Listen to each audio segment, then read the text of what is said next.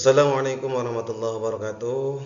Baiklah, bertemu lagi dengan Bapak Ahmad Muzakir, Bapak guru PAI ya untuk SMK kelas 10. Baiklah, untuk kesempatan kali ini kita akan membahas ya ini semester genap atau semester 2 ya. Kurikulum Merdeka bab 6, yaitu tentang menjauhi pergaulan bebas dan perbuatan zina untuk melindungi harkat martabat manusia. Baiklah, ini larangan mendekati perbuatan zina. Ayat Al-Qur'annya itu adalah surat Al-Isra ayat 32. Kita akan baca. A'udzubillahi minasyaitonirrajim.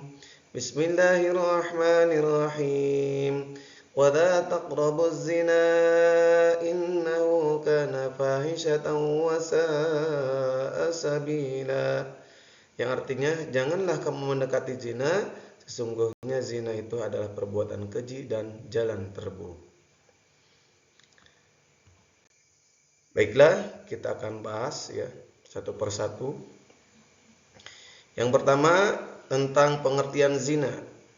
Zina secara bahasa berasal dari kata zana yazni, yaitu hubungan badan antara laki-laki dan wanita yang sudah balik tanpa ada ikatan pernikahan yang sah sesuai agama Islam. Itu zina ya, jadi hubungan antara laki-laki dan perempuan tanpa ada ikatan pernikahan ya. Selanjutnya, secara menurut istilah, zina yaitu hubungan selayaknya suami istri yang dilakukan laki-laki dan wanita yang tidak ada ikatan pernikahan. Hampir sama ya. Jadi hubungan laki-laki dan perempuan selayaknya suami istri yang tidak ada ikatan pernikahan, itu zina.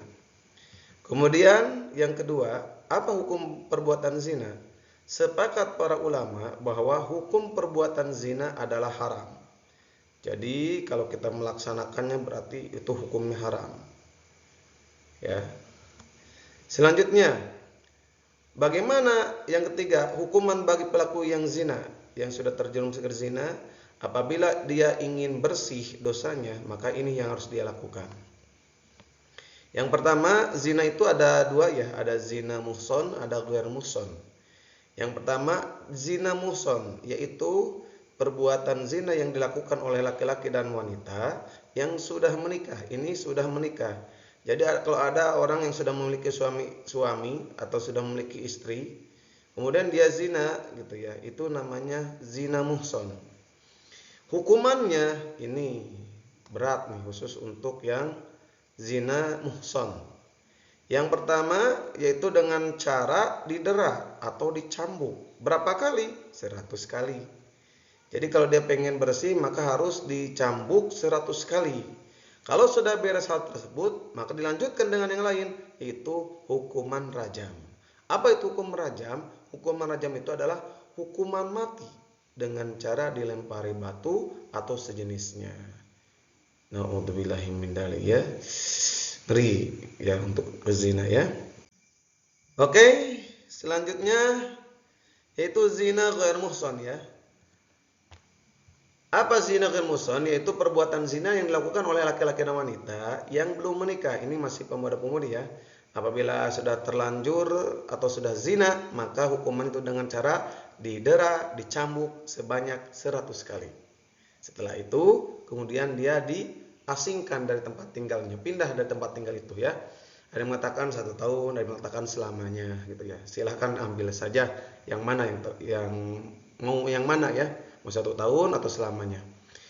Kemudian ada kasus misalnya nih, janda, duda, itu masuknya ghair muhson, tapi hukumannya itu sama dengan muhson ya, karena dia sudah pernah menikah, yaitu didera atau dicambuk 100 kali dan dihukum rajam. Itu ya menurut agama Islam. Kita lihat dulu menurut hukum kitab undang-undang hukum pidana ya. Dalam pasal 284 KUHP, untuk pelaku zina nih bisa dihukum 9 bulan penjara. Ya, jadi sekarang itu zina itu ada hukumannya gitu ya. Hukuman negara juga ada, apalagi hukum Islam juga ya. Baiklah, itu penjelasan tentang hukuman untuk para pezina itu ya. Kita lanjut untuk dampaknya. Menurut Imam Sayuti dalam kitab Al-Jami Al-Kabir, ada 6 dampak negatif perbuatan zina. 3 di dunia dan 3 di akhirat. Kita akan jelaskan dulu ya. Yang pertama, dampak yang tanggung di dunia. Yang pertama yaitu menghilangkan kewibawaannya. Maksudnya gini lah. Misalkan ada orang yang terpandang ya, orang tua pezina itu terpandang lah di kampungnya. Kemudian anak itu melakukan zina. Pasti itu wibawa orang tua itu akan jatuh. Nama baik orang tuanya itu pasti akan jatuh akibat tingkah laku anaknya yang melakukan zina. Ya, atau misalkan dia sendiri yang melakukan zina, pasti akan jatuh gitu nama baiknya, kewibawaannya. Yaitu dampak di dunia ya. Yang 2, menyebabkan kefakiran. Kenapa? Maksudnya gini. Ini menyebabkan kefakiran itu, misalkan ya, kalau dia tidak punya pacar lah. Kalau dia tidak punya pacar, kemudian dia melakukan zina dengan wanita lain, baik dia ada pesanan atau melalui aplikasi gitu kan, itu harus bayar. Kan itu otomatis ada biayanya. Mungkin kalau misalkan yang dia biasa segini harganya, kalau misalkan yang paling cantik atau paling wah gimana itu lebih mahal gitu. Atau dia pun selingkuh dengan wanita simpanan, zina dengan wanita simpanan, pasti itu memerlukan biaya. Pasti akan memerlukan biaya untuk membayarnya gitu ya. Bahasa orang kalimah keringat jajanan gitu ya. Itu pasti tidak cukup dengan 1.000, 2.000, 3.000 ya. Gitu ya. Itu akan akhirnya gimana? Uangnya habis, akan menimbulkan kefakiran gitu ya. Selanjutnya, memperpendek umur. Kenapa memperpendek umur? Karena pelaku zina itu, apalagi misalkan dia pesanan ya, melakukan dengan wanita yang yang seksnya bebas gitu ya. Akhirnya dia wanita tersebut atau misalkan laki-laki yang suka melakukan zina bebas itu kan ketika melakukan zina itu kan pasti akan terinfeksi penyakit yaitu HIV AIDS. Sampai sekarang masih belum ada obatnya. Ya ini tinggal aja minta ampunan dari Allah sajalah dan minta persembuhan dari Allah gitu ya. Ini dampak di dunia, ini penyakit. Mungkin selain dari AIDS bisa penyakit kelamin gitu ya. Penyakit yang lain ada yang maaf ya, di dalam kelamin itu keluar nanah terus-terusan gitu ya. Ketika kencing sakit dan lain-lain gitu ya. Itu ya dampak di dunia. Selanjutnya dampak yang ditanggung di akhirat ya. Yang satu, akan mendapatkan murka dari Allah Subhanahu wa taala. Ya. Itu karena kenapa? Karena zina itu adalah perbuatan keji, dosanya juga besar gitu ya. Itu Allah tuh murka sama sekali kepada orang yang melakukan zina. Yang kedua, mendapatkan hisab yang buruk. Kenapa hisab yang buruk? Karena dosa besarnya itu ketika ditimbang ya, akhirnya ya timbangannya itu berat. Misalkan dilihatin, oh zina itu adalah besar dosanya. Jadi mungkin sebelum dia meninggal ya tobatlah dengan sebenar-benarnya, taubatan nasuha ya. Yang ketiga, mendapatkan siksa yang sangat pedih. Yaitu ya pasti nerakanya Allah ya. Naudzubillahi min dzalik ya. Selanjutnya, ini akibat ya, adapun akibat dari perbuatan zina. Yang pertama, dilaknat oleh Allah Subhanahu wa taala dan Rasulnya. Ya pasti tadi itu ya, karena perbuatan besarnya itu, maka Allah melaknat kepada orang-orang yang melakukan zina. Yang kedua, dijauhi dan dikucilkan oleh masyarakat sekitar. Pastilah pelaku zina itu akan dijauhi lah. Ya, akan dijauhi oleh masyarakat yang di sana itu ya. Yang ketiga, garis keturunan menjadi tidak jelas karena khususnya anaknya gitu ya. Itu tidak bisa dinasabkan dengan ayahnya. Itu bisanya dinasabkan dengan ibunya gitu ya. Karena garis keturunan itu menjadi tidak jelas gitu ya. Jadi kalaupun dia menikah misalkan ya, anaknya hasil zina, itu tidak bisa dinasabkan dengan ayahnya gitu ya. Itu bisa dinasabkannya, keturunannya itu bisa dengan ibunya gitu. Yang ketiga, anak zina tidak dinasabkan kepada ayah biologisnya nih. Awas ya, ini tidak bisa dinasabkan dengan kepada ayah biologisnya. Turunan tidak jelas, nasabnya juga tidak kepada ayah biologisnya. Walaupun benar dia ayahnya, tapi kan melakukan hal tersebut di luar pernikahan. Gitu ya. Yang kelima, anak hasil zina tidak dapat mewarisan. Ya, Mas. Anak hasil zina tidak mendapatkan warisan. Sedikit pun, walaupun dia anak kandung gitu ya, tapi kan dia melakukan hal tersebut di luar pernikahan, maka tidak berhak mendapat warisan. Yang selanjutnya, anak hasil zina perempuan, khusus yang anak perempuan yang hasil zina, tidak mendapatkan perwalian. Jadi ketika dia menikah, ya, tidak bisa diwalian sama ayahnya. Itu walinya harus wali dari KUA ya. Walinya itu harus dari KUA gitu ya. Walinya itu di kantor urusan agama ya. Wali hakim gitu ya. Tidak bisa diwalian sama ayahnya. Ketika ayah tersebut menikahkan anak perempuan yang hasil zina, maka hukumnya tidak sah. Tidak sah sama sekali ya. Baiklah, itu adalah tentang zina. Selanjutnya kita akan bahas tentang larangan B, larangan melakukan pergaulan bebas. Ini suratnya surat An-Nur ayat 2 ya. Bismillahirrahmanirrahim. Az-zaniyatu waz-zani faghlidu kulla wahidin minhuma mi'ata jaldah wa la ta'khudhukum bihima ra'fatun fi dinillahi in kuntum tu'minuna billahi wal yawmil akhir wal yashhad adzabahuma ta'ifatum minal mu'minin. Pezina perempuan dan pezina laki-laki adalah masing-masing dari keduanya 100 kali, dan janganlah belas kasihan kepada keduanya, mencegah kamu untuk melaksanakan agama hukum Allah. Jika kamu beriman kepada Allah dan hari akhir, hendaklah pelaksanaan hukuman atas mereka disaksikan oleh sebagian orang-orang yang mukmin. Ini tentang pergaulan bebas. Selanjutnya, apa itu definisi pergaulan bebas? Pergaulan bebas adalah tindakan atau sikap yang dilakukan oleh individu atau kelompok dengan tidak terkontrol dan dibatasi oleh aturan-aturan dan norma yang berlaku di masyarakat. Jadi ini mau dia individu, mau dia kelompok, geng ya, yang melanggar aturan norma di masyarakat, itu namanya pergaulan bebas. Contohnya, seks bebas, mabuk-mabukan, narkoba, geng motor, dan lain-lain banyak lah. Ini pergaulan bebas gitu ya. Baiklah, selanjutnya yang kedua, isi kandungan surat An-Nur yang tadi dibacakan ayat kedua. Yang pertama itu menghukum dera cambuk untuk pelaku pezina ya. Tadi 100 kali ya cambuknya. Jadi pergaulan bebas ini contohnya itu adalah zina yang tadi kita bahas sebelumnya ya. Yang kedua, harus adil kepada pelaku zina dalam menghukum. Walaupun dia anak sendiri, kita harus adil dalam menghukum kalau dia melakukan zina gitu ya. Jangan sampai ya dia anak saya maka ya awalnya 100 ya kasihlah 10, nggak bisa. Ya, dalam Al-Qur'an sudah jelas. Bagi pelaku zina itu deraklah, cambuklah 100 kali. Yang ketiga, pelaksanaan hukuman untuk pezina harus disaksikan oleh sebagian orang beriman. Ini ketika melakukan eksekusi hukuman zina ini harus disaksikan oleh beberapa orang yang beriman. Gitu ya. Ada saksinya, takutnya kalau tidak ada saksi udah padahal tidak gitu. Kalau udah ada saksi kan enak. Jadi sudah melakukan hukuman tersebut. Yang selanjutnya, pezina perempuan disebutkan pertama kali karena akibatnya sangat jelas. Maksudnya gimana? Untuk perempuan itu ketika melakukan zina itu pasti ada jelas. Ada tapaknya. Ada akibatnya. Apa akibatnya? Hamil. Beda dengan laki-laki. Laki-laki mah tidak akan ada akibatnya, gitu ya. Itu yang perempuan itu riskan sekali itu ya.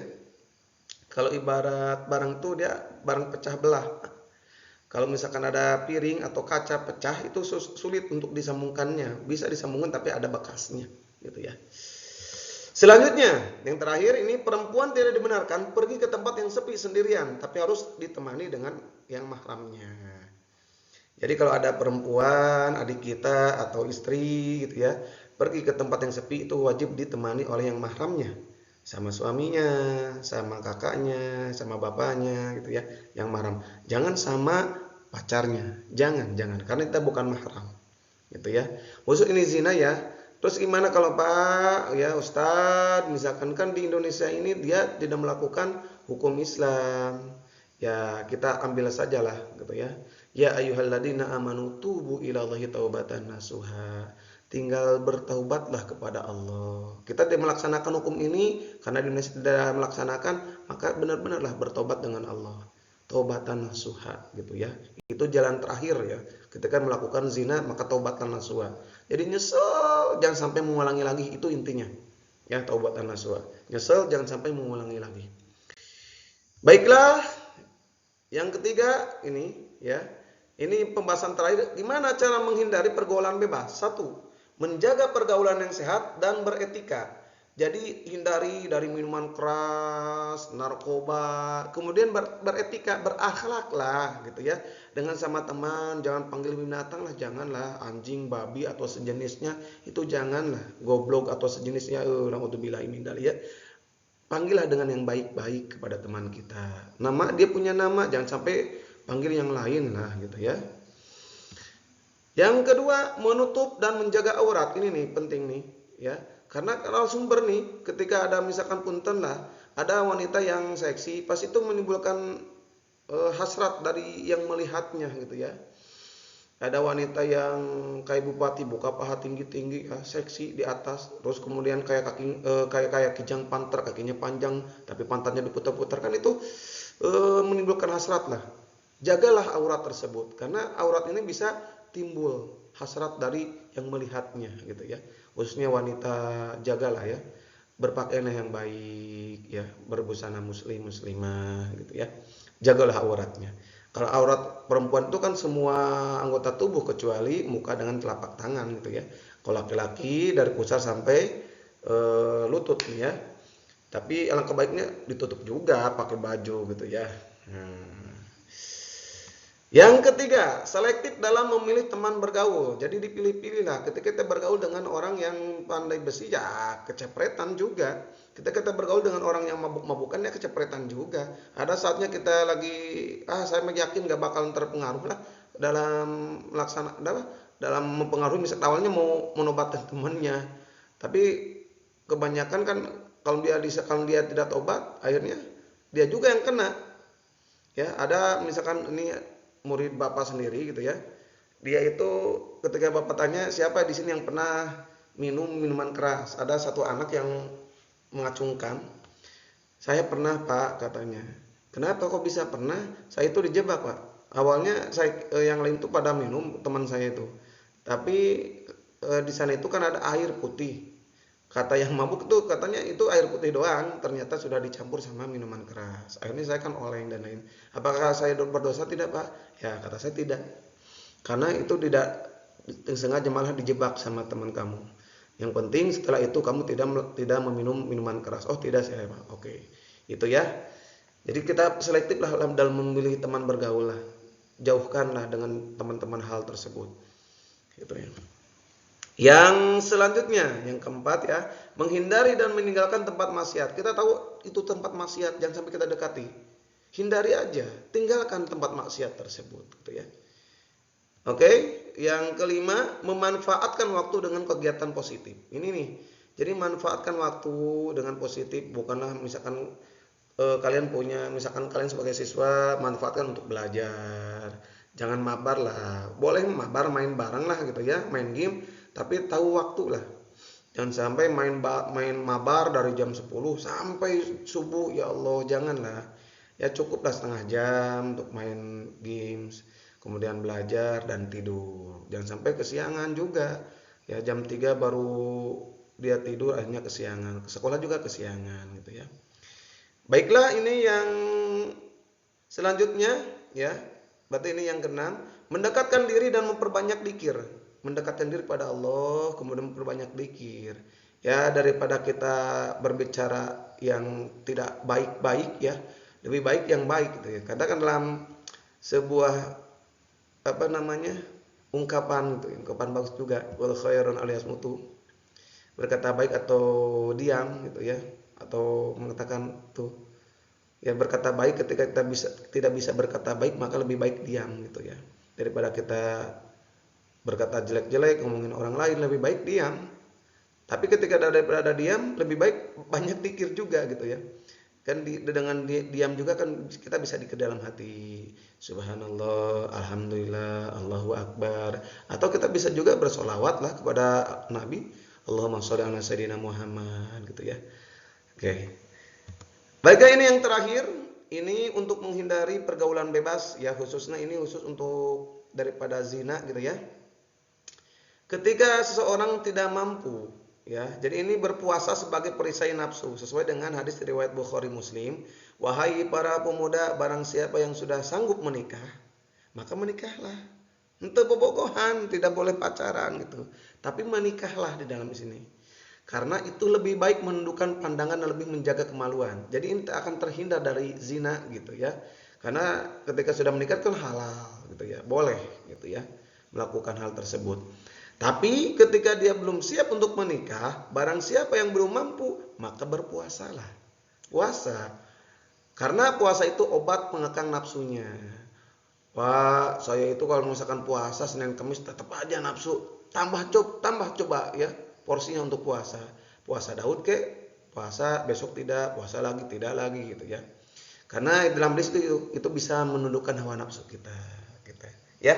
Baiklah, itu yang bisa Bapak sampaikan. Semoga ada manfaatnya. Akhirul kalam. Wassalamualaikum warahmatullahi wabarakatuh.